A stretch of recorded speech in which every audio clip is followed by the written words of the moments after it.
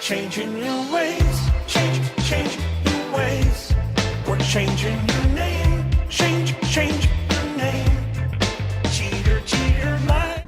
Good morning on this Monday, April 21st. I'm Ali Vitale, and we come on the air with breaking news this morning. Pope Francis has passed away. The Vatican made the announcement just moments ago, saying the 88-year-old Bishop of Rome has returned to the house of the Father. Just yesterday, Francis made a surprise public appearance to bless thousands of people in St. Peter's Square. He then drove through the piazza on the so-called... What happened?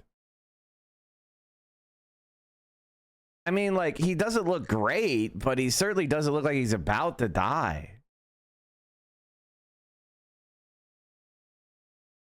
Pope Mobile. Francis also met with Vice President J.D. Vance over the weekend. The Pope had been critical, of course, of the Trump administration. Is it crazy to say that Vance poisoned him? Its mass deportation efforts, as Francis was an advocate for migrants.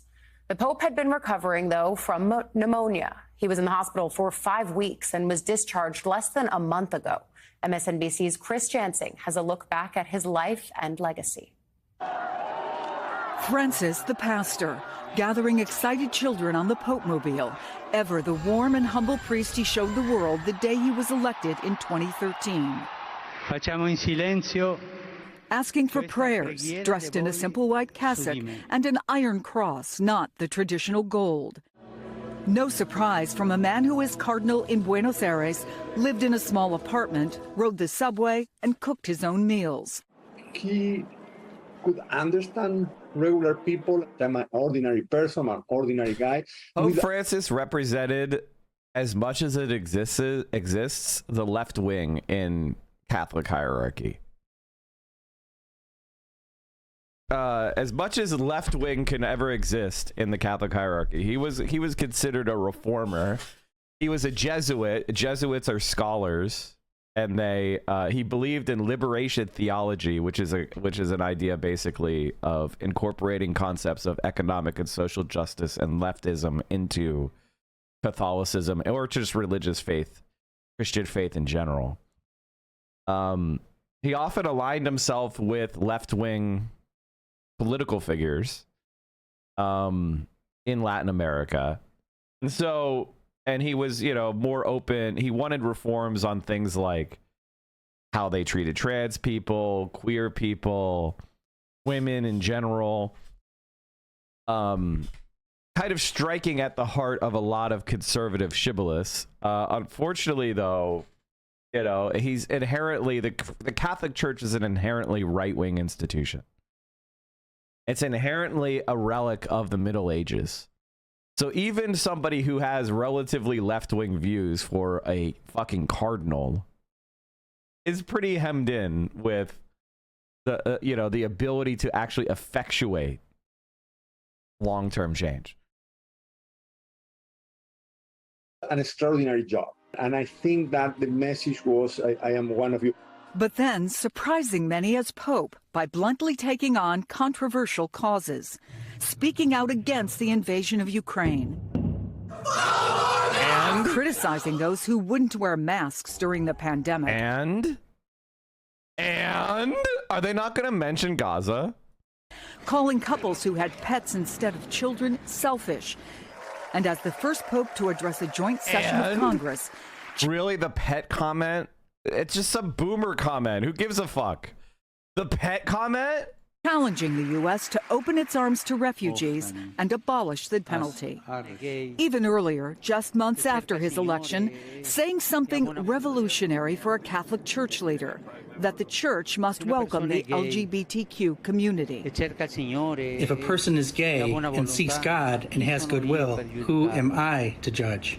It's the Pope saying something that no other Pope has said, not only in terms of the implications of that statement, but the very willingness to speak with such kind of spontaneity and ease on a grave matter to reporters at the back of a plane. By that December, Time magazine and The Advocate named Francis their Person of the Year.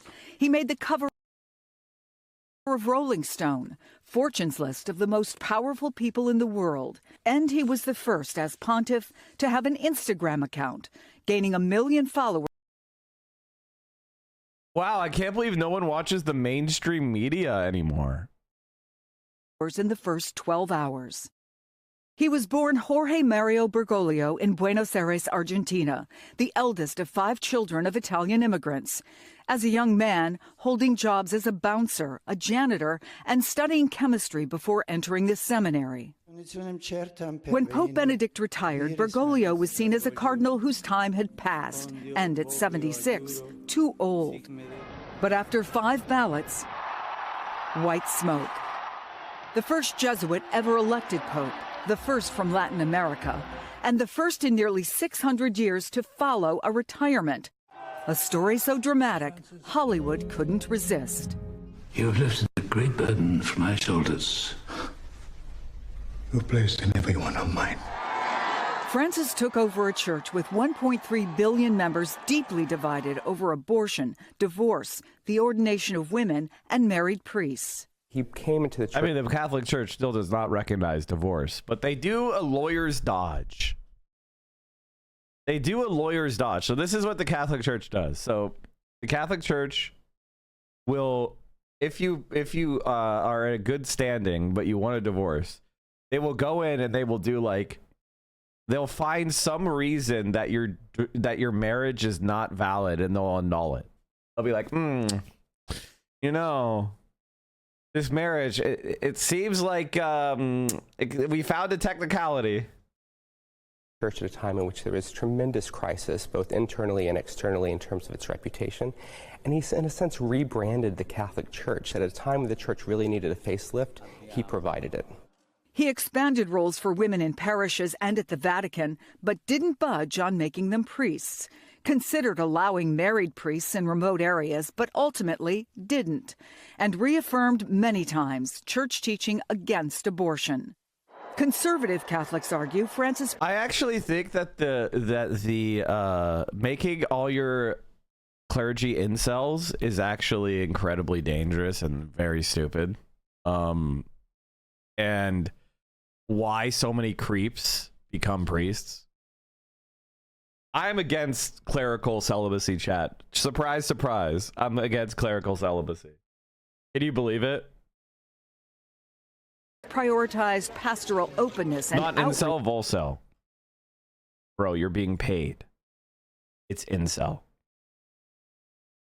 When the choice is between being able to date openly or not get your money, you choose get your money and date secretly. Like, you know what I mean? Like, it's stupid. It's dumb as fuck. Clerical celibacy is creepy and dumb as fuck.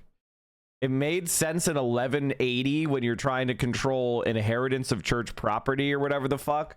But nowadays, it's garbage. Maybe you could say somebody could be has to be celibate for like a higher tier in the church if you really, really want. And that way you can like truly vet every single person. But it's just fucking weird. And by the way, they weren't even celibate back then. Like, they did celibacy, and then it was like, yeah, there's like 8 different, you know, priest bastards wandering around the town. It was just dumb as fuck. Do you think they jerk it? Of course they jerk it. They just feel bad about it, which is part of the fun.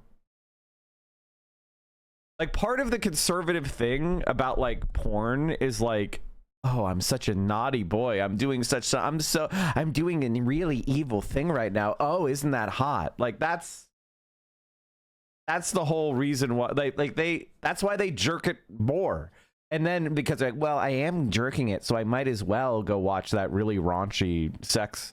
Like, if you look at where people have the most depraved internet porn searches, it's in the more conservative religious regions of the country. You know, like, if you look at Pennsylvania, it's like big boob or whatever. But if you look at like Texas, it's like transgender threesome. And not that transgender threesomes are depraved. You just get my point. Francis called the Catholic parish of Gaza City every single night and literally used his email address to condemn Israel. Yeah, it is egregious they're leaving this out. Because they're fucking propagandists for Israel. Are you surprised? The expense of church doctrine. Since our main work in the church is preparing people and calling people to heaven, we That is such a damning statement. That's such a damning statement. You could tell your thing is dying out if the only people going to it are fucking elderly. We need to be able to tell them, no, that's sinful conduct that will get you barred from going in the door. Other critics question whether his moves to toughen church laws dealing with sexual abuse by priests went far enough. But with his appointment of 21 new and diverse cardinals in 2022, Francis further shaped a church leadership tilting more toward the developing world, and one that's more inclusive, willing to at least talk about tough issues. Pope Francis understood that this was a world experiencing a lot of hurt, and that hurt was of such a magnitude that it needs a divine healing. When failing health led to rumors of retirement, the Pope, who once ministered to the poor in the slums of Buenos Aires, said simply, "Leave a legacy of good, not just goods," as he had done himself, washing the feet of prison inmates, embracing the sick, and shining a light on the Catholic mission of love and mercy. The Pope's Easter message yesterday. Buona Pasqua. Happy Easter, he said. His full Easter message was read out by a senior cardinal, and there was a particular focus on the war on Gaza. I think of the people of Gaza and its Christian community in particular, where the terrible conflict continues to cause death and destruction and to create a dramatic and deplorable humanitarian situation. Buona Pasqua. Happy Easter.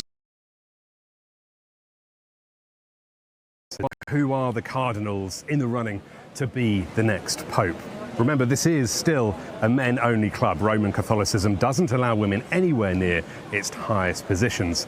But might this finally be the first time in well over 1,000 years that the job goes to an African or an Asian? Cardinal Peter Turkson from Ghana has long been considered eligible, and he still is, despite unexpectedly resigning as head of the Vatican's Peace and Justice Office in 2021 amid an internal investigation into its management. Also in the running is Cardinal Luis Antonio Tagle from the Philippines. The Catholic media sometimes calls him the Asian Francis because of the esteem he was shown by the Pope. Of course, there are plenty of white men in the mix too, and let's face it, people have been speculating about a black or an Asian pope for a long time now. Another significant issue is what kind of pope we can expect. Pope Francis... I'm sorry, just the way British people say black hits their ear wrong. I'm sure this guy's cool, but like, the way he said black, dude, like, like, what the fuck? Like, am I crazy? No. Another significant issue is what kind of pope Francis because of the esteem he was shown by the Pope. Of course, there are plenty of white men in the mix too, and let's face it, people have been speculating about a black or an...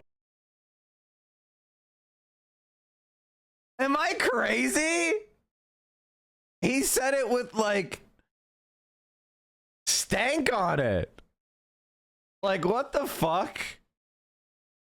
Asian pope for a long time. That was verbally bolded, like, no. Bro, are you okay? Another significant issue is what kind of pope we can expect. Pope Francis was very successful at inducting new cardinals. Indeed, two-thirds of the men eligible to elect his successor were named by Francis. Luc Besmond de Senneville is a Vatican correspondent for La Croix newspaper. All these cardinals chosen by Pope Francis, they have two characteristics. The first one is that they come from what Pope Francis calls the periphery of the world. So there is one from Mongolia, Myanmar, and Lesotho. So in the conclave, you will hear voices that have never been heard before in the Sixtine Chapel. The second particularity is that they all have a very strong pastoral experience. They are all men from the ground, from the field, and so it will change the way these men will choose the Pope. So regardless of what the next Pope looks like, the Roman Catholic Church is still changing. It's becoming less European, it's becoming less metropolitan. In its future, the Global South and all its multitude of different perspectives will have increasing sway.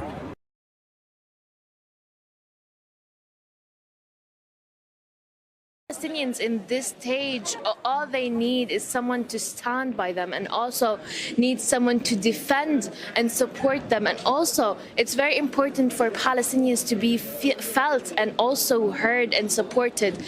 The Pope was one of the leaders that have been always supporting Palestinians, and Palestinians have been really connected to him, talking to him every day and expressing how they feel the situation across the Gaza Strip, and especially the community where Christians are residing right now and seeking refuge is in a church in the Gaza city, and they have been always trying to stay surrounding each other and supporting each other, and there has been a lot of cause for them to evacuate. Let me also remind you that the Christian community did not evacuate to the southern parts of the Gaza Strip and chose to stay in the northern Gaza Strip, and also to protect the churches where they're currently seeking shelter. Palestinians now are expressing their sadness, and they said that they lost another leader that was defending the Palestinians and also has been always vocal about the Palestinians and defending the Palestinians. Israeli police were pointing guns at Christians going into church yesterday. Yeah, I know. Yeah, the Christian community of Gaza has been singled out for extra oppression. Yusuf. Changing your ways, change your ways. We're changing your name, change